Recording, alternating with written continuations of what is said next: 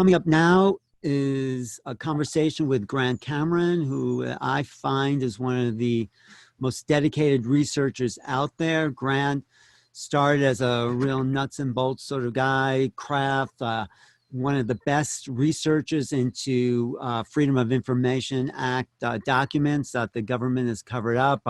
He on his website, he's followed every president's relationship to the UFO phenomena.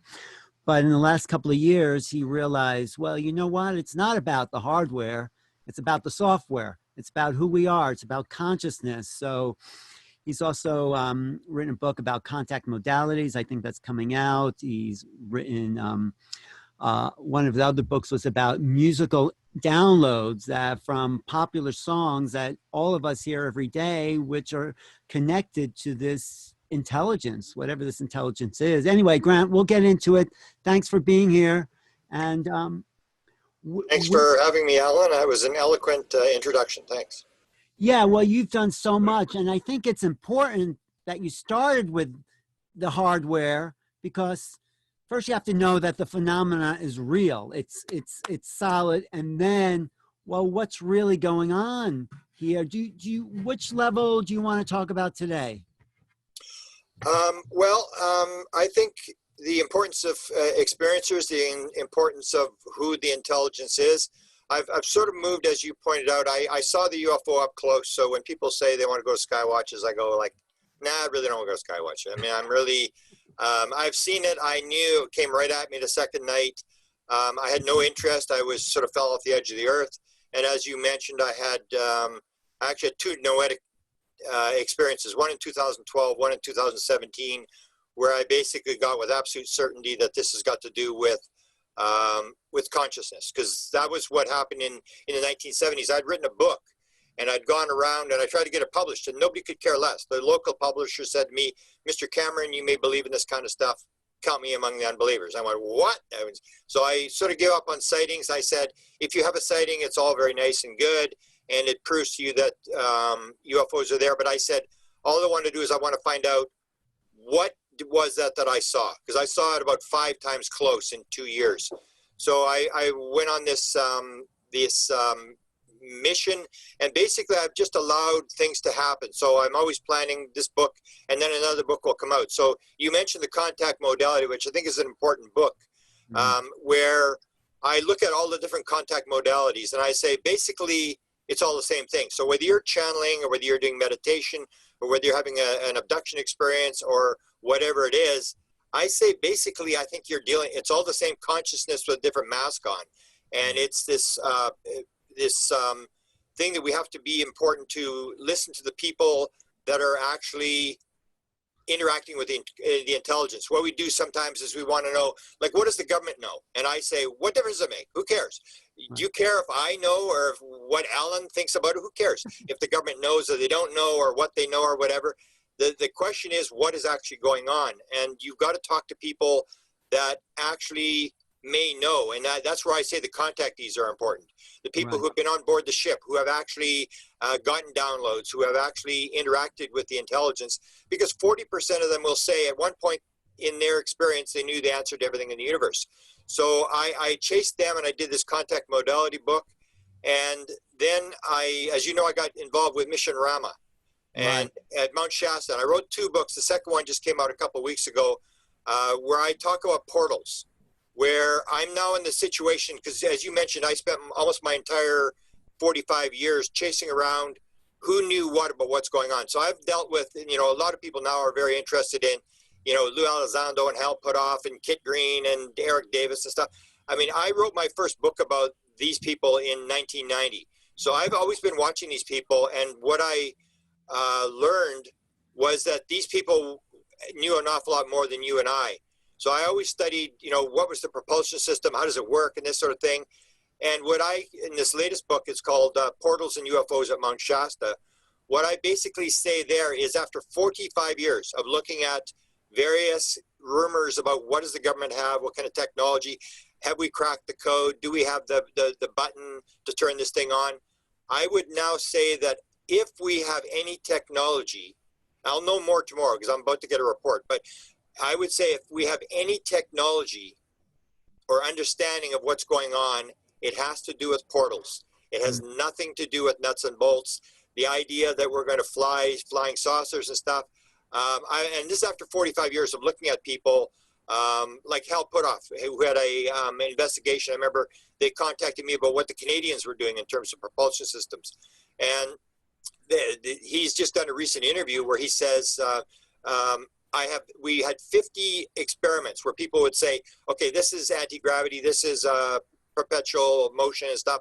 And he said, I've got a graveyard of 50 plus experiments that we've been, and basically saying, no, we don't have anything. Or if you look at Firmage, who spent millions of dollars trying to levitate this box, these gyros off the ground and couldn't get anything. I would say, and I'm just guessing, but this is based upon 45 years of looking at all this kind of stuff. If we have anything, it has to do with portals. We do have some understanding of portal technology, and that's how they're getting here. They're moving in and out we're all in the same space. There's no time, there's no space, this kind of thing, and they're popping in and out. And that's what Kit Green said to Jim Peniston. When Peniston pushed Kit Green, who was at the CIA with the remote viewing program all the way from the 1970s, and who is now running a program for the Department of Defense. I'm pretty sure he's running the program, but he's part of a program that's studying experiencers. And what Peniston said to him was, what the heck what are you doing? What are you trying to talk to me? What do you want my DNA for? Why do you want my brain scan? He said, oh, we're looking at propulsion. And then Peniston said, you are not, get out of here. You're not looking at propulsion. And he said, well, maybe I'm using the wrong word. We're trying to figure out how does the phenomena pop in and pop out just as quickly. So this is what we're looking at. We're looking at a phenomena that I think is all one thing, that we've sort of got everything sort of backwards. And the last thing, and I'll let you ask a question. The last thing I'm working on right now, I was going to do a book called Extraterrestrial or Maybe Not, where I look at what is the phenomena we're dealing with. Because the more I look at it, the more I think it's not going to be extraterrestrial the way we thought it was. I'm going sort of the way of Jacques Vallée. And then I got sort of sidetracked by looking at one of the contact modalities that I did a whole chapter on the book, and that's psychedelics. And I started looking at the whole psychedelic. Now I'm doing a book on psilocybin, which will be my next book. It'll be out in maybe 6 or 7 weeks. And it looks at this psilocybin, and you start looking at these crossovers that you see with UFO experiences. So you see people who are doing like these bungee jumper guys that, will do 20 grams, 30 grams, 40 grams of psilocybin. And what do they say? When you get there, you meet the praying mantises. And I'm going, the praying mantises? You get that with high dose LSD, psilocybin, or if you get the DMT, the spirit molecule. Strassman, who had the experience himself and then decided he was going to study DMT, said there was they call them, Terence McKenna called them the machine elves. Well, the machine elves, if you look back in my book, Portals and UFOs at Mount Shasta, I talk about the 2 encounters with these Zendra, where 7 people are inside this Zendra with a being in 2014 and then again in 2015. And then they start describing, and I interviewed most of these people, they start describing, well, this big, tall, 10-foot being was standing there, but there was these other beings that were hiding behind the trees, and they were poking out their heads, and they were smiling, and they were like playing hide and go seek. And I said, well, were these grays? And they go, no, they look like little elves. And I'm going, this is the same thing. So you see these crossovers, or talking to Sid Goldberg. Sid Goldberg is doing meditation, and he meets a praying mantis in outer space, a giant praying mantis who said, we put you on Earth for 10,000 years, and then after that short period of time, you will rejoin us. So you start seeing these crossovers of beings in all different modalities, and you start to realize, like, this is way more complex than people think it is. It is just not simply ETs coming here, with some capitalist agenda to steal our toys and rape our women and stuff like that. This is way more complex, it's way less physical, and it's way more spiritual than people think it is. You're muted. Right. That is a great wrap up of sort of where we're at. I mean, you mentioned Jacques Vallée. One of the famous quotes from Jacques Vallée was, if we find out it's just visitors from another planet, I'd be very disappointed, because there is so much complexity to the phenomenon. There's a whole occult, metaphysical, paranormal aspect, this idea of synchronicities and strange things happening and apports and dimensional doorways. So yes, it's much more complex. And I think that's probably the problem government has with presenting it. How do you present something that you don't even have a handle on? But we'll get into that on the UFO panel tonight. What I want to ask you is, because you said sort of two things. You said it's consciousness, and then there's this thing, portals. Now, what's the relationship between portals and consciousness? Because portals are also a technological phenomena if you have enough energy to create this time-space warping. So how does it connect to the being? Okay, well, the portal is just getting from here to there. And there's, what I've always heard is about these natural portals. And I didn't really believe it until, you may know, I follow around Ron Pandolfi, who is the guy who may be running the whole show, who's the guy who's, briefs Trump and is with Trump all the time and stuff like that. And when I started watching, they were talking about portals, and I actually got a list, and I had people that I tried to get them to come on because his wife was running these go-to meetings on the internet, and they were talking about portals, and I'm thinking, like, what are they talking about? And it didn't make any sense. And then I met, if you know the book American Cosmic by Diane Pasulka, yeah. In that book, she talks about Tyler D. So Tyler D, I've actually met him. Like all these high-level people, at some point I've interacted with these people. That's not his real name, though, Tyler D. I could use his real name, but everybody would get upset with me. It's okay. You don't have to. So anyway, so I had a meeting with him, and Chris Bledsoe was in the meeting. Two very rich business guys were in the meeting, and who else was there? Peter Robbins was there. This is in Pennsylvania at a cabin. And at one point, Tyler D pulls me aside, and he was only there for less than a day. He was there, and then he took off again. And he shows me these photos, and these guys flying through space. Looks like they're in pajamas, and they're flying through space, and it's a painting. And he said, "What do you think of this?" And I'm looking at it, and I'm going, I don't know. And then he shows me this one with all these balls going into the middle, this painting of these balls going into the middle of the screen. And he said, "What do you think of that?" And then he shows me this eclipse, these three pictures of an eclipse taking place. And I'm going, like, what's he doing? He's showing me these photos, and then he shows me these pictures of outer space on these screens.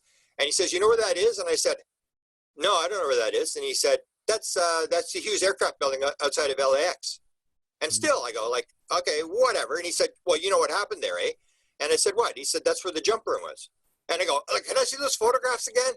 And it was, the whole idea was, why did he show me these photos? He didn't say this is real. He didn't say it wasn't real. He just said, "What do you think of these photographs?" And it was sort of like a prodding me. And I'm going, and I said, "Well, man, as soon as I go to LAX, I'm going to that building," because they turned it into an office building. And the other thing he showed me was a picture of a 56 or 57 Cadillac, Chevy, up on there's two buildings, 999 Sepulveda Avenue is where this is. There's two buildings, a back and a front building, and there's a car parkade between the two. And on the top of this parkade, he has this photo of this 56 Chevy or whatever it is. And he says, "Look in the back seat. You can see there's a postcard in the back seat on this thing." And he said, what it says on there, it's some guy writing to his girlfriend. He said, "I wish I could travel through time and space to be with you." And I'm going, what? That's what it says? And I'm thinking, like, why is he telling me? It's almost like he's hinting to me that you got to check this out. And here's this guy who works for NASA, and he's in this building. And Chris Bledsoe said this guy's got the keys to NASA. He's talking to the beings. They're downloading experiences to him. He sold this company for millions of dollars that he got from this download he got. And then the same thing happened with the Ron Pandolfi. They're having these things on portals. Right. So I don't really deal with Ron, but I deal with people who are dealing with him. And I said at one point, I said to someone, I said, "Do you think this is actually real? I mean, I can't stand this. It's like rhymes and riddles, and I don't know what's going on here. Do you think I should really stick around, or is this all nonsense? Is this what Ron and his wife are putting out as nonsense?" And he said, "No, I think you should stick around." And that is about to come. I've actually got a tape where Ron says he's on a cruise ship going through the Panama Canal with his wife and with this guy by the name of John Sillison, who lives in L.A., who went to school with Ron in university. And that's the one where Ron gets really upset because I pull it off the internet. They put it up, and then I pull it. And he said, "People always wonder what it's like to go into the next world. The next time John here goes to the desert," and he's referring to this John Sillison guy, "a number of us will go, and we will go into the next world and come back again." And it's like, well, why is this high-level guy saying this on camera? It's the only time he's ever been caught on camera. And then his daughter, this is the clincher, his daughter was about 6 years old at the time, and they had an encounter of 6 or 7, and it was with Joe Firmage. And so they said to Kashmir, they said, "Kashmir, have you got a question for Joe Firmage?" And she said, "Yeah." So she comes on, she says, "How many portals do you have in your house?" And I'm going, this is a 6 or 7-year-old kid. She is not making this stuff up. Someone's telling her something. And so I hung on. And what I would think, and this I'm guessing, that they actually have a physical type portal, because they talk about this John Sillison actually going to natural portals and pulling an actuator out of the portal. And this is what they've got. They've got two. I've heard these various stories. And right now it's still a lot of speculation. But this is the whole deal. If portals are real, then everything changes. It's not them coming on spaceships. They're popping in and out. I just had an interview I just did now with a guy by the name of Yossi Ronan out of Israel. And he talks about the beings leaving, these green beings with the big black eyes that are in his 1981 in LA. And the experience takes a couple of minutes. And when they're leaving, they basically hold hands. And he says they start to walk, and they walk faster and faster and faster. And he said all of a sudden they become translucent. And he said he can see through them, and then they become light. And the light gets smaller, smaller, smaller, smaller, till it's a little pinpoint of light, and then boom, it's gone. And this is the idea. This is how they come in and how they go out. And that's the important part of it is, that's what I'm saying. It's not as physical as people think. People think they've got spaceships, they're coming here and stuff like that. And that's why I've interviewed 50 people who have flown the craft, and they say, the way you fly the craft, you put your hand on a panel, you put it on a ball, you put it on the wall, you become one with the craft is alive, the craft does what you say. And I don't think they have that technology. I don't think the government has that kind of technology. And that's why they may be doing the non-disclosure is, how do you say exactly what they said? Yeah, we've got these Nimitz things. They're real. The photographs are real. They're unidentified. And that's all we know. It's pretty hard for you to come up and say, we've got these crafts. We've had them since 1947, and we can't even turn them on, because you need consciousness to turn the thing on. So let's talk a little. I mean, there's so much there. You have so much information. I love your enthusiasm because, as you said, and I quote you a lot, this is the Super Bowl of all events, understanding this phenomena and the ramifications. So you could talk a little bit about what a jump room is, what a Zendra is, what kind of technology you think we may need for that, but also Ron Pandolfi, you say, is in charge of the Weird Desk. It used to be run by Kit Green. He covers all this stuff. And so the government has this. So give us a kind of overview of what you think the government does know. Are they using it? Did they create a jump room, if you go into that? And will this technology, if you ever, whatever you want to call it, be available to the public at any time soon? So, or later, sooner or later? Okay, that's my speculation now, is that they have some understanding that, and when I saw it, I wanted to go back to, and these paintings were there. I actually photographed the paintings myself in this Hughes Aircraft Building. And then I started to wonder, because I'd had dinner, and you've probably had dinner with Andy Basiago, and I had dinner, and I thought he was one of the smartest guys I ever met in my life. I'm going like, because I used to think he was crazy. And I still think he's crazy, Grant. Come on. Come on. No, I had dinner with him, and I had breakfast with him, and I thought like he'd be like slobbering and like nice guy. Like, no, nice guy, but a little yeah. So, but that's the whole thing. Then I started to wonder, like, maybe he's actually telling the truth. Maybe this is actually true, that they do have this technology. Because you get a 6-year-old kid, you can say, well, whatever you want about people, grown-up people, but when you get a 6-year-old kid, I'm going, she ain't making this stuff up. And that's where I got this idea, because people want to go to the nuts and bolts thing. So we get, and that's why I say, I actually asked Hal Puthoff about this. I thought it was very bizarre. So we get a piece of metal, and we got a piece of metal, and it's layered, and it's, all this kind of stuff. And we think that if we get this piece of metal, we're going to be able to back engineer a flying saucer. And I'm going, like, they came across the galaxy. There's not pieces falling off the flying saucer. To me, this is like a port stuff. And there's an actual documentary being done. I was just at the site that for the famous 1967 Steve Michalak case, if you remember, Falcon Lake, Canada, that was investigated by Blue Book, and he has this UFO lands beside him. He's prospecting, and he actually gets burned by this thing. And they go and they do an investigation to the site, and it's this huge rock in the middle of nowhere in this forest, and they find metal in this rock.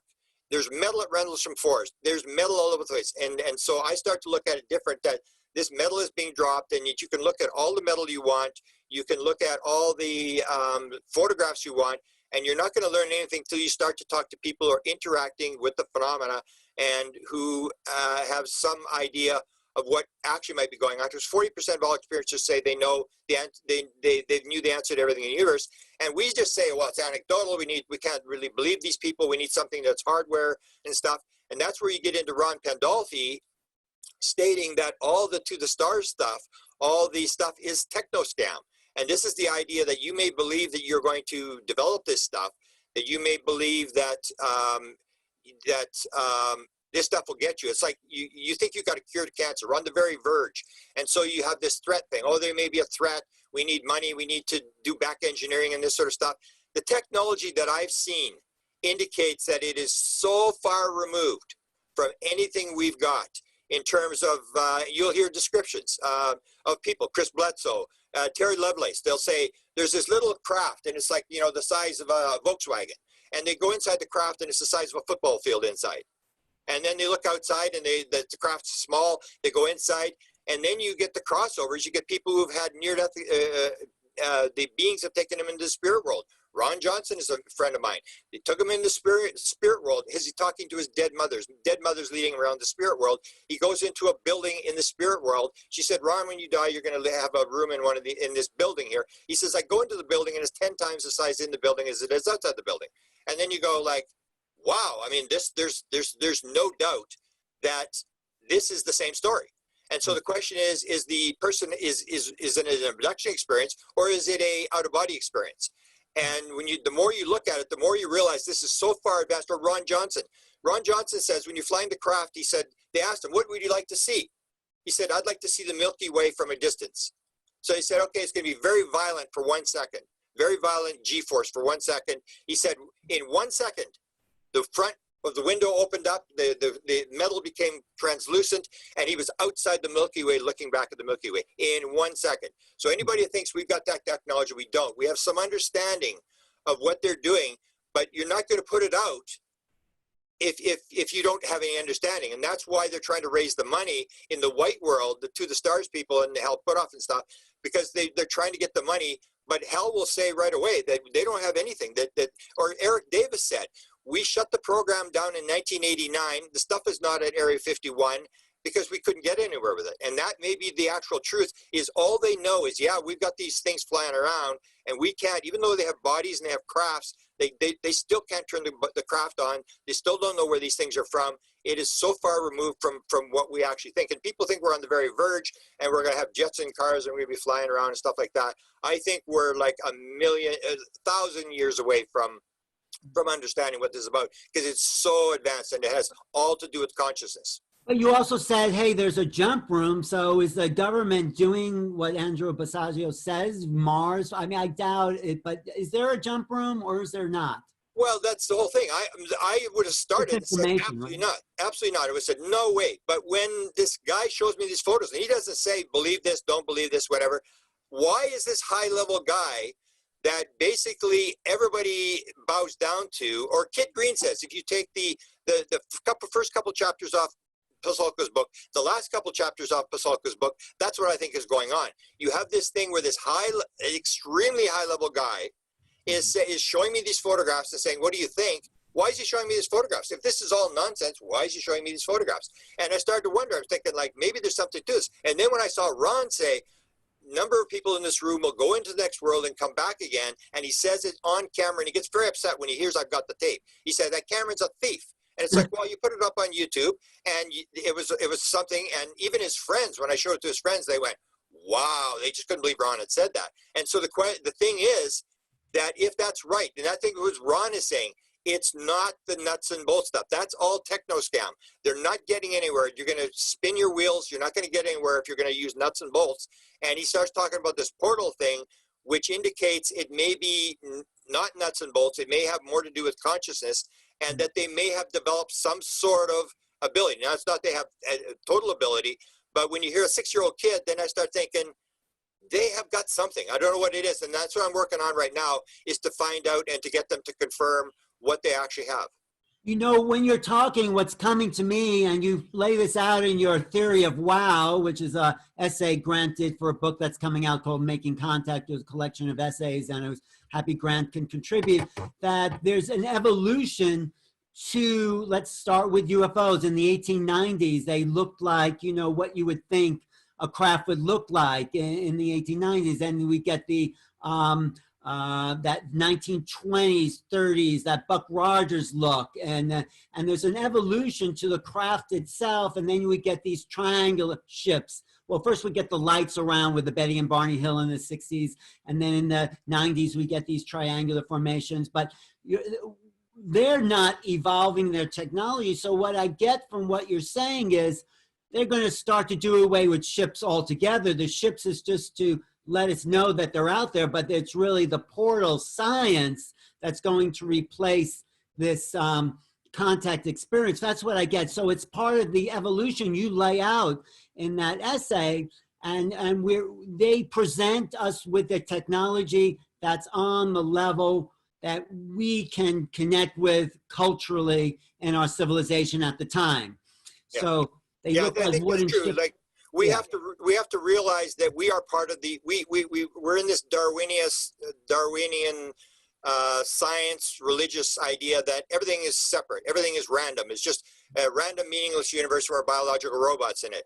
And when you start to look, the more you look at, I think, at the experiencer messages, the more you see that they are connected. Even Bud Hopkins said, or not Bud Hopkins, but John Mack said to Bud Hopkins, there was this debate that took place, you've probably seen it, in Boston. Yeah. Where he says to Bud, he says, you know, Bud, it's really strange. He says, you know, I'm the psychiatrist here. You think I'd be getting all the real weird bad ones? And he said, I'm getting all the spiritual seeking ones, and you're getting all the bad ones. And maybe that has more to do with you and I and how we operate. And that's what you've got to realize, is that we are part of the equation. So if you see something, it may be that they're projecting. That's what this Ronin guy told me, that they told him, is we don't have bodies. We don't come here with bodies. We come here and we appear as whatever you want us to appear as, and that we can go back into this other world. So they can come in and become physical, go back into their world. But it's this idea that we're moving into these dimensions. Or even if you get into quantum physics, I'm more and more, I quote the whole thing where John Wheeler said, there is no out there out there. That's the Stephen Greer, where Stephen Greer quotes, you think you are a puny figure when the universe is within you. It's this whole idea, there may not be any out there. It may all be within you, as the Eastern mystics have been saying for many years. And that changes everything. If you start to realize that we're in this idea of separation and planets and stuff like that, and you start to get this idea that it may be, if you're having a out-of-body experience, you're going within yourself. You're not going out of your body. If you're having an abduction experience, you may be going within yourself, because that was the big controversy with the Wilson Leak. People that said at the very end, there are no abductions. And everybody said, oh, come on, this is absolute nonsense. So I went back, and that was written to NIDS. So I went back and I looked at the board members for NIDS who had access to that document. I looked at Edgar Mitchell. What does Edgar Mitchell say? Nope, no abductions. If there are, they're military. And then I looked at Kit Green. Kit Green says no abductions ever. And I started looking at all these different people, and there's nobody really supporting it. And the question is not that there's no event. There is an abduction event. The question is what's actually going on in the event. Is it a physical where you're being taken? Is it true that you can fly through, you can take you through walls? Is it true that there's nuts and bolts that you can, the craft is 100 times the size inside as it is outside?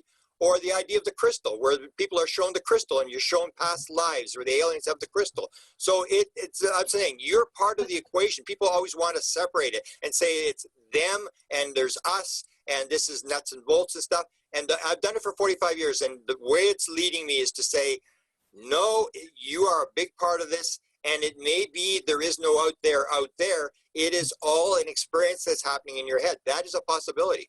Or it may be both. It's not like either or, because Kit Green also examined people for markers to see if they were abducted, right? Didn't they do that? And there also are crafts. So there's maybe levels where on some level, yes, it's just portal technology and there's no craft. And yes, there may be craft. I mean, it's so complex, the phenomena. Yeah. So it doesn't have to be. Yeah, well, it's like in a port. Okay, so let me give you one example. Do you have the one with the group in the 1990s that was, like, their name is escaping me here, the big group that did the experiments? They do the one where they get the report of a 1939 newspaper, 1941 newspaper, Right. that reports, just drops down, and it's pristine. So newspaper over a couple of years will yellow, and it was completely pristine. Within a couple of weeks, it was yellow again. And so the whole thing is this actually crafts that are coming in and crashing? Or if you look at Diane Pasulka's book, what do they call the field? And the field that they were in when they were picking up this metal was actually gotten from my friend here in Winnipeg, who showed Tyler D where the field was. And he went there, and then he takes Nolan, and he takes Pasulka out there and blindfolds them and all this kind of stuff. And what do they call it? They call it the gifting field. So that holds a whole new thing. Is this actually crashes, or is this like an report? Are they intentionally crashing this material? Do they fly across the galaxy all the way across, get through all this time and space, and then pieces start falling off the craft and they start crashing? That's the big skeptic argument. And that's the whole thing. You start looking at, like, maybe, yeah, they can come in, they can become physical, they can go back into their world, and they're only physical for a period of time, and they can go back and forth. We just think that we're stuck in the physical world and we can't move, we can't do the same thing they're doing. So yeah, if they come in and they crash when they're in the physical environment, yeah, then there will be a physical element. Or if they drop a ports, because where are ports coming from? It's not like, well, it's nuts and bolts. It's coming from the spirit world. It's coming from the UFO world. People are saying, or I have the famous one, the Addie photographs. You've ever seen it? So Addie was a girl who was, there was a group of a seance group in England, and they dealt with this Addie girl who's claimed to be about 12 years old. She lived in the house that they were doing the seance or whatever. And the one thing, and it's actually on tape, they actually get this on tape, where she drops this photograph of herself in a classroom. Mm-hmm. And she's in the top right-hand corner, and she looks exactly like one of the girls in the seance when she was younger. Wow. So you look at this photograph. I spent weeks looking at this photograph, trying to find that classroom. And because she lived in that house, this is 1910 photograph. And you see the photograph has these kids, but the back wall is all weird. It starts with full bricks, partial bricks, and the other side has no bricks. It's like they've photoshopped the back of the photo. It's just really weird. And I could not find the photograph. And the school had to be within a mile of her, because it's 1910. There's no school buses. They're not going anywhere else. It's got to be close to her. Could not find it. So the thing is, with this apport photograph that appears, is that a physical world thing, or is that created and brought in from the spirit world? And we always get linked in this thing, well, if it's physical, then it's physical world. And we know from reports that this stuff can come out, it can be manifested. Kai Muga can make it come out his hands, it comes out of his eyeballs, out of his ears. This is this weird angle where all these contact modalities cross over, that you see the same phenomena happening. Apports happens in psychics, it happens in mediums, it happens in UFO experiences. You see these parallels across, and you start to realize it's all the same thing. Right. You're just opening up a huge, I wouldn't call it a can of worms, but a huge complex universe that we're really a part of. And we've been so brainwashed and conditioned to see a world through this narrow scope. And I think what you're saying is the ETs, whatever you want to call these beings, is opening us up to the phenomena about the complexity of being, of being conscious, aware entities. And there is no simple answer, and the government's been hiding, religion's been hiding it from us, everyone, science. So we're here to start to take responsibility for a bigger reality that we're a part of. And you're just kicking open the door to those possibilities, Grant. We should wrap it up in about 5 minutes, but and we're going to pick this up later in the day at 5:20 when we do the panel. But from everything you've said, where should people plug into the phenomena? If there's so many people listening that want to have experiences or want to connect in, and you've looked at a huge range of possibilities. So what would you leave people with now as far as opening up to this intelligence phenomena and in a way having it change their lives? Because that's what it's really for, I think, to show this more to us as human beings. Well, I would give a warning not to get stuck on one track, because as you know, I worked as a bartender at the Faculty Club Lounge at the university for a number of years. So I got to know professors and realized that people can get stuck down one little angle of one field, one specific, and they can't do anything else. And that's the problem. We have to stay out of one track. We have to realize that there's all this stuff happening around. As to aliens, I mean, I'd hate to say it, but And people say, "Oh, I want to see an alien." And we have these CE5s. We had some here, and I said to the guy who's doing the CE5s, he has all this $100,000 of equipment or whatever, and I said, "You want to see an alien? Do DMT 3 times. You're going to see an alien." Well, I don't do that. It's like, oh, okay, we want the alien to come to us. We're going to do a little meditation, and the aliens, they're busy doing stuff, and it's like, drop what you're doing and fly by. And I think we get into this problem that a lot of what we're doing in the UFO community it's just entertainment. It's like in the late 19th and 20th centuries, people went to mediumship things. They went to, hear dead people or whatever, rich people. And what we're doing now is we can't turn it into entertainment. And we need the aliens to show it to us because we're interested, we're whatever. If you want to find out, there are many ways, but you've got to deal with the people who are having the experience and say, how did you do it? And go from there. We're ignoring the people who are actually interacting with the phenomena at big time because we're so into reproducibility, and that's just anecdotal. It's all anecdotal. It's all belief systems. And if we're using the rational analytical brain, we're saying, what I see is, I want, rational analytical. And I say if the rational analytical brain had its way, we'd still be in 1492 on a flat earth with the sun going around in the middle of a universe by ourselves. The only time things will change is when you bring new information in. Einstein said you cannot solve a problem using the same information that you used to create the problem. You have to get new information and bring it into the equation. And the new information is coming from experiencers. You can look at all the sightings you want and all that kind of stuff. You've got to talk to the people to get new information and then be open about it and play it like a chess game. Just don't get hung up. And that's what I've tried to do is look across all these different modalities, and you start seeing these patterns, and you realize that there is an answer that you can get, but it's not the one you expect, right? It's not. But Grant, your research is so valuable, and you just opened up a huge portal, I would say, to what we think is out there. And really, you're saying we have no idea, but we have to go with letting go of the old models, because that's the only way we're going to understand what's going on. I'd love to do a whole show with you about Zendras and portals and doorways to other dimensions. So we can do that.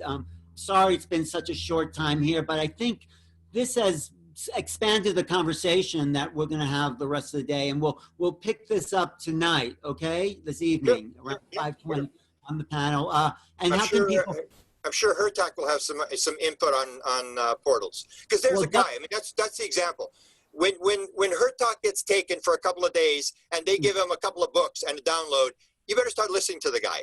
And people just say, no, I don't want to listen. Just give me some pictures, give me some entertainment. You got to listen to the people who have been there and talk to the intelligence. Right, and someone like J.J. Hertak, who was taken up to these other realms for 3 days and met these high beings. His life changes and his mission changes, and he's here to serve the greater mind with multidimensional information. So we're going to get into that. And that's really where, from what you're saying, the UFO studies are going to this multidimensional awareness. And that's what all the experiences said that last night on the experiencers panel. So how can people find you and get in contact with you and know more about you? White House UFO is my YouTube channel where I post most of all my interviews, and Presidential UFO Facebook is where I post daily stuff. Great, Grant. I'm so happy you're really at the cutting edge, because you're at the forefront. A lot of people are trying to look into hardware and cases, but you're taking it somewhere new. And this is where I think we all need to go. And I think this is what Neil has put together here in the last 5 days is, where are we going from here? Let's not look at where we've been. Let's look at where we're going. So thanks so much. Sure. The closing point is that in 75, I saw it and I said, somebody's got to know what's going on. I'm now 66. I'm running out of time and I'm desperate to find an answer. So that's where it's at. Well, you're closer than you've ever been, but of course it's like the horizon. It keeps moving, right? Yeah, you got it. Thanks, Alan. Thanks. I'll talk to you later. Thanks for being here.